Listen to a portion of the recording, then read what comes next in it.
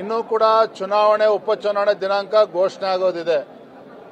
ನಾನು ಕೂಡ ರಾಷ್ಟ್ರೀಯ ಅಧ್ಯಕ್ಷರನ್ನ ಅಮಿತ್ ಶಾ ಜಿ ಅವ್ರನ್ನ ಭೇಟಿ ಮಾಡಿದಾಗ ಚನ್ನಪಟ್ಟಣ ಮತ್ತು ಇತರ ಉಪಚುನಾವಣೆಗಳ ಬಗ್ಗೆ ಚರ್ಚೆನೂ ಕೂಡ ಮಾಡಿದ್ದೇನೆ. ಇವತ್ತು ಯೋಗೇಶ್ವರ್ ಅವರು ಅಭ್ಯರ್ಥಿ ಆಗಬೇಕು ಅನ್ನೋ ಅಪೇಕ್ಷೆನ ವ್ಯಕ್ತಪಡಿಸಿದ್ದಾರೆ ಚನ್ನಪಟ್ಟಣದಲ್ಲಿ. ಅದೇ ರೀತಿ ಸಂಡೂರು, ಶಿಗ್ಗಾವಿ, ಬೇರೆ ಬೇರೆ ಇದರಲ್ಲೂ ಕೂಡ ಅನೇಕ ಆಕಾಂಕ್ಷಿಗಳು ಕೂಡ ಇದ್ದಾರೆ.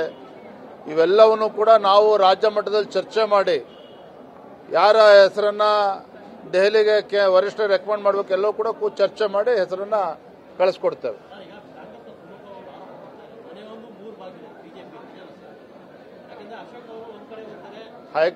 ಹೈಕೋರ್ಟ್ ಜಜ್ಮೆಂಟ್ ಬರಲಿ, ಮೋಡ ಹಗರಣದಲ್ಲಿ ಹೈಕೋರ್ಟ್ ಜಜ್ಮೆಂಟ್ ಬರಲಿ, ಯಾರ ಮನೆ ಎಷ್ಟು ಬಾಗ್ಲಿದೆ, ಎಷ್ಟು ಬಾಗ್ಲಾಗಿದೆ, ಎಷ್ಟು ಬಾಗ್ಲು ಕಿತ್ಕೊಂಡು ಹೋಗಿದ್ದಾರೆ, ಹೈಕೋರ್ಟ್ ಜಜ್ಮೆಂಟ್ ಬಂದ್ಮೇಲೆ ಗೊತ್ತಾಗ್ತದೆ. ಧನ್ಯವಾದ. Thank you.